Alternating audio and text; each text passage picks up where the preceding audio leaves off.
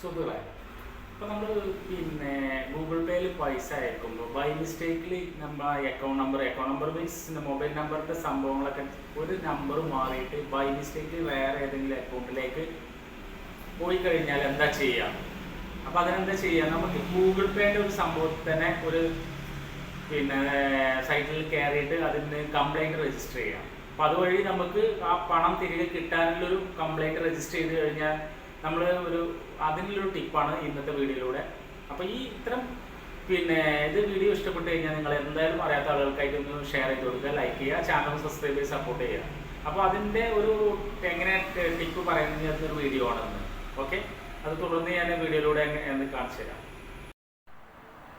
അതിന് സുഹൃത്തുക്കളെ, ആദ്യമായി നമ്മൾ എന്ത് ചെയ്യുക? ഗൂഗിൾ ഓപ്പൺ ചെയ്യുക.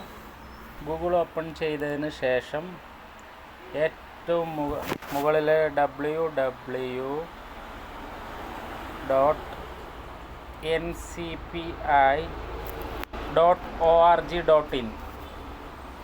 അപ്പോൾ അതിൽ നമ്മൾ ക്ലിക്ക് ചെയ്യാം.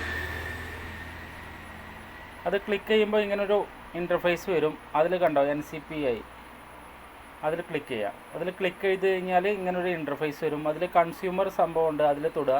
അതിൽ തൊട്ട് കഴിഞ്ഞാൽ നമുക്ക് UPI കംപ്ലൈൻറ്റ്, അതാണല്ലോ നമ്മളെ പ്രശ്നം. നമ്മൾ ബൈ മിസ്റ്റേക്കിൽ ഇത് ചെയ്ത് കഴിഞ്ഞാൽ ഇങ്ങനെ ഒരു ഇൻ്റർഫേസ് വരും. അതിൽ ട്രാൻസാക്ഷനാണല്ലോ നമുക്ക് എപ്പോഴും പ്രോബ്ലം വരിക, ഒരു നമ്പറൊക്കെ മാറിയാണ്ട്. അതിലെന്ത് ചെയ്യുക? ഇങ്ങനൊരു ഇൻ്റർഫേസ് വരും. അതിൽ പേഴ്സൺ ടു പേഴ്സൺ ആണ് എപ്പോഴും പ്രശ്നം വരിക. അതിൽ പേഴ്സൺ ടു സെലക്ട് ഇഷ്യൂ, അതെന്താ വെച്ചാൽ incorrectly transferred to another account എന്നുള്ള സംഭവമുണ്ട്. അതിൽ ക്ലിക്ക് ചെയ്യുക. കമൻറ്റ് നമുക്ക് എന്താ ചെയ്യുക. ട്രാൻസാക്ഷൻ ID പറഞ്ഞാൽ നമ്മൾ ട്രാൻസാക്ഷൻ ചെയ്ത മിസ്റ്റേക്കുള്ള ട്രാൻസാക്ഷൻ ID ഉണ്ടാവും. അതിവിടെ കോപ്പി പേസ്റ്റ് ചെയ്യുക. ഇവിടെ എന്ത് ചെയ്യുക? ഏതെങ്കിലും ബാങ്ക്, ഇപ്പോൾ നമ്മളുടെ ഏതെങ്കിലും ബാങ്കാണെന്ന് വെച്ചാൽ ജസ്റ്റ് ബാങ്കിൻ്റെ പേര് കൊടുക്കുക. പിന്നെ എത്ര പൈസ എമൗണ്ട് വെച്ചാൽ എത്ര പൈസ ഇവിടെ റുപ്പീസ് കൊടുക്കുക, പൈസ കൊടുക്കുക, ഡേറ്റ് ഓഫ് ട്രാൻസാക്ഷൻ്റെ ഡേറ്റ് കൊടുക്കുക, ഇമെയിൽ ID കൊടുക്കുക.